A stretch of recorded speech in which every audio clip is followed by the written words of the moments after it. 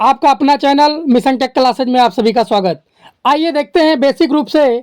आज बहुत महत्वपूर्ण क्वेश्चन है, ये 20 क्वेश्चन का सीरीज है। आइए हम देखते हैं क्वेश्चन नंबर 1। किसी सामग्री की चुंबकीय पारगम्यता यानी कि मैग्नेटिक परमेबिलिटी सबसे अधिक होती है? तांबा, एल्यूमिनियम, लोहे का सिलिकॉन स्टील, प्लास्टिक। तो ऑप्शन नंबर सी सही है, लोहे का सिलिकॉन स्टील। क्लियर। अब हम बात करते हैं क्वेश्चन नंबर 2। चुंबकीय फ्लक्स घनत्व यानी कि मैग्नेटिक फ्लक्स डेंसिटी का मात्रक क्या है?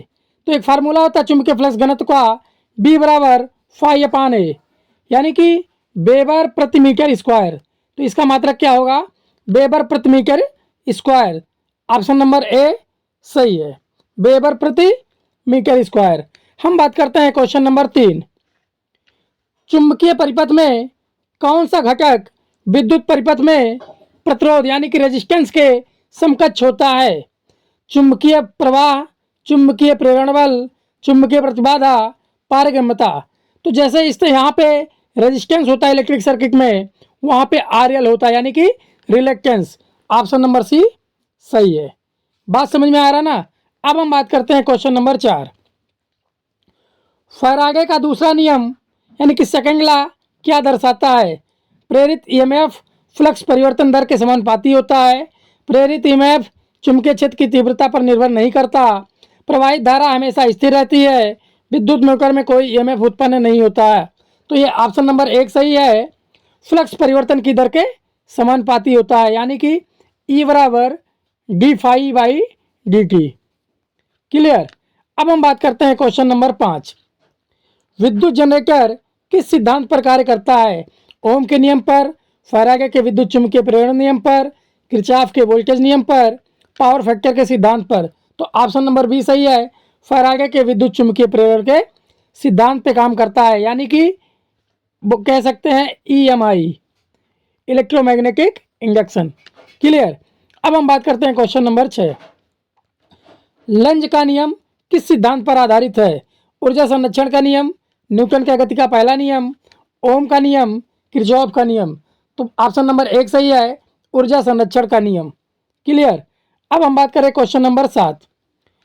फैराडे के नियम के अनुसार प्रेरित वोल्टेज की दिशा निर्धारित करने के लिए कौन सा नियम लागू होता है? फ्लेमिंग का दाएं हाथ का नियम, फ्लेमिंग के बाएं हाथ का नियम, ओम का नियम, किरचॉफ का वोल्टेज नियम। तो ऑप्शन नंबर ए सही है, फ्लेमिंग के दाएं हाथ का नियम।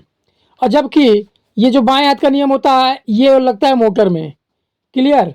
डीसी मोटर में यूज होता है बाएं हाथ का नियम, बल की दिशा ज्ञात करने के लिए। अब हम बात करते हैं क्वेश्चन नंबर 8। यदि एक डीसी जनरेटर में रेजिडुअल मैग्नेटिज्म समाप्त हो जाता है तो इसे पुनः कैसे प्राप्त किया जा सकता है? जनरेटर की गति बढ़ाकर, एक्साइटर बैटरी से फील्ड वाइंडिंग को उत्तेजित करके, केवल लोड जोड़कर, फील्ड वाइंडिंग का प्रतिरोध बढ़ाकर। तो ऑप्शन नंबर बी सही है, एक्साइटर बैटरी से फील्ड वाइंडिंग को उत्तेजित कर, यानी कि इस तरीके से ये फील्ड वाइंडिंग है, इसको हम बैटरी से जोड़ देंगे, इसमें आपका रेजिडुअल मैग्नेटिज्म आ जाएगा, यानी कि एक्साइट हो जाएगा, और आर्मेचर को घुमाएंगे तो इसमें ईएमएफ जनरेट हो जाएगा। क्लियर। अब हम बात करते हैं question number 9। Separately excited generator का वोल्टेज करंट यानी कि वीआई विशेषता किस प्रकार की होती है? तो कुछ इस तरीके से होती है, ध्यान दीजिए। ये वी मान लीजिए और ये आई है, तो ये विशेषता है। तो इसका सीधा यानी कि लीनियर होता है। ऑप्शन नंबर ए सही है। हम बात करते हैं क्वेश्चन नंबर 10। इलेक्ट्रोलिसिस के दौरान किसी तत्व का जमा हुआ द्रव्यमान किसके समानुपाती होता है? एक फार्मूला होता है एम समानुपाते आई टी, एम समानुपाते आई टी, यानी कि विद्युत धारा और समय के समानुपाती होता है। इसको हम निकालेंगे, एम बराबर जेड आई टी हो जाएगा। क्लियर। यह इलेक्ट्रोलिसिस का पहला नियम है। तो ऑप्शन नंबर बी सही है, विद्युत धारा और समय के समानुपाती होता है। अब हम बात करते हैं क्वेश्चन नंबर 11। गैल्वेनाइजेशन प्रक्रिया में किस धातु की कोटिंग की जाती है? एल्यूमिनियम, टिन, जिंक, तांबा। तो ऑप्शन नंबर सी सही है, जिंक या जस्ता का परत किया लेप लगाया जाता है। मान लीजिए ये कोई लोहे की छड़ है, इस पे जो हम परत लगाएंगे, अगर जस्ते की लगा दें यानी कि जगह जिंक की लगा दें तो यह प्रक्रिया कहलाएगी गैल्वेनाइजेशन। क्या कहलाएगी? गैल्वेनाइजेशन। क्लियर। हम बात करते हैं क्वेश्चन नंबर 12। बैटरी में सल्फेशन को रोकने के लिए क्या करना चाहिए? बैटरी को लंबे समय तक बिना चार्ज किए रखना चाहिए, बैटरी को नियमित रूप से चार्ज और डिस्चार्ज करना चाहिए, बैटरी को ओवर चार्ज करना चाहिए, बैटरी को अत्यधिक गर्म वातावरण में रखना चाहिए। तो ऑप्शन नंबर बी सही है, बैटरी को नियमित रूप से चार्ज और डिस्चार्ज करते रहना चाहिए। क्लियर। अगर हम बात करें ऑप्शन नंबर ए, तो यही रीज़न है कि अगर बैटरी को लंबे समय तक रख दिया जाए, चार्ज ना किया जाए, तो उसमें सल्फेशन दोष आ जाता है। क्लियर। अब हम बात करते हैं क्वेश्चन नंबर 13। पूरी तरह से चार्ज की गई लेड एसिड सेल का वोल्टेज कितने वोल्ट तक जा सकता है? ऑप्शन नंबर ए सही है, 2 वोल्ट से 2.2 वोल्ट तक। क्लियर। अब होता क्या है, अब हम बात करेंगे अगर नो लोड पे चार्ज कर रहे हैं, नो लोड पे अगर हम वोल्टेज मेजर करें तो ये 2.2 वोल्ट होगा, और ऑन लोड अगर हम मेजर करें तो ये 2 वोल्ट होगा प्रति सेल। क्लियर। ये दोनों चार्जिंग कंडीशन में है, फुल चार्ज है, नो लोड पे 2.2 वोल्ट, ऑन लोड पे 2 वोल्ट, इसलिए ऑप्शन नंबर ए सही है। हम बात करते हैं क्वेश्चन नंबर 14। जब लेड एसिड बैटरी चार्ज होती है तो इलेक्ट्रोलाइट में किसका संकेंद्रण बढ़ता है? जब बैटरी को हम चार्ज करते हैं तो इसके अंदर जो इलेक्ट्रोलाइट है यानी कि H2SO4 है, इसका संकेंद्रण क्या होता है? बढ़ता है, यानी कि इसका कंसंट्रेशन यानी कि ये विलयन गाढ़ा होता है जब बैटरी चार्ज होती है। तो ऑप्शन नंबर बी सही है, H2SO4 का विलयन जो है ये गाढ़ा होता है। क्लियर। अब हम बात करते हैं क्वेश्चन नंबर 15। वीडियो को स्किप मत करिएगा, पूरा देखिएगा, बहुत ही मजा आने वाला है। पूरी तरह चार्ज की गई लेड एसिड बैटरी में इलेक्ट्रोलाइट यानी कि सल्फ्यूरिक एसिड का सामान्य सापेक्ष घनत्व रिलेटिव डेंसिटी कितना होता है? अब बात कर रहा बैटरी पूरी तरह चार्ज है तो इसका 1.25 से 1.28 ये रिलेटिव डेंसिटी यानी कि सापेक्ष घनत्व होता है। इसको हम लिख सकते हैं 1250 से 1280। क्लियर। इस तरीके से ऑप्शन नंबर सी सही है। अब हम बात करते हैं क्वेश्चन नंबर 16। डिस्चार्जिंग के दौरान लेड एसिड बैटरी के इलेक्ट्रोलाइट का सापेक्ष घनत्व कैसे बदलता है? अब हम बात करें अगर लेड एसिड बैटरी का डिस्चार्ज हो रहा है, बैटरी को डिस्चार्ज कर रहे हैं, तो इस कंडीशन में जो अपेक्षित घनत्व है इसकी वैल्यू क्या होती है? घटती है। क्या होती है?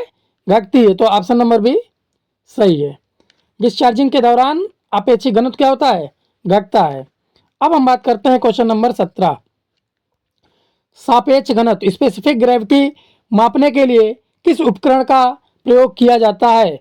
Voltmeter, hygrometer, oscilloscope, multimeter. तो यहाँ पे ऑप्शन नंबर बी सही है, हाइग्रोमीटर का यूज किया जाता है।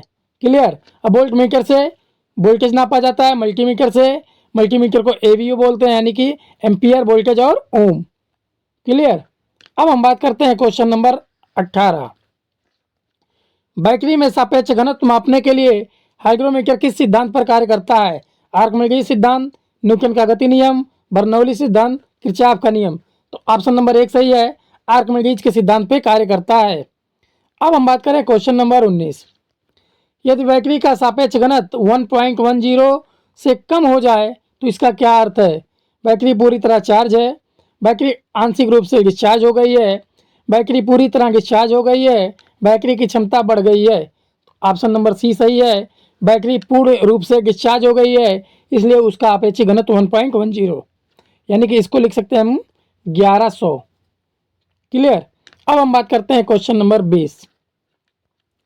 लेड एसिड बैटरी में इलेक्ट्रोलाइट का मुख्य घटक क्या होता है? Hydrochloric acid, nitric acid, sulphuric acid और पानी, सोडियम हाइड्रोक्साइड। तो ऑप्शन नंबर सी सही है, H2SO4 लेड एसिड बैटरी का मुख्य घटक इलेक्ट्रोलाइट के रूप में यूज किया जाता है। अगर इस वीडियो से आपको कुछ मिला हो तो ज़रूर इस चैनल को लाइक करें, सब्सक्राइब करें, शेयर करना ना भूलें और बेल नोटिफिकेशन ज़रूर दबाएं, जिससे आप तक हमारा वीडियो पहुंचता रहे और एक एक नंबर लेकर आप सिलेक्शन सुनिश्चित करें। थैंक यू, धन्यवाद।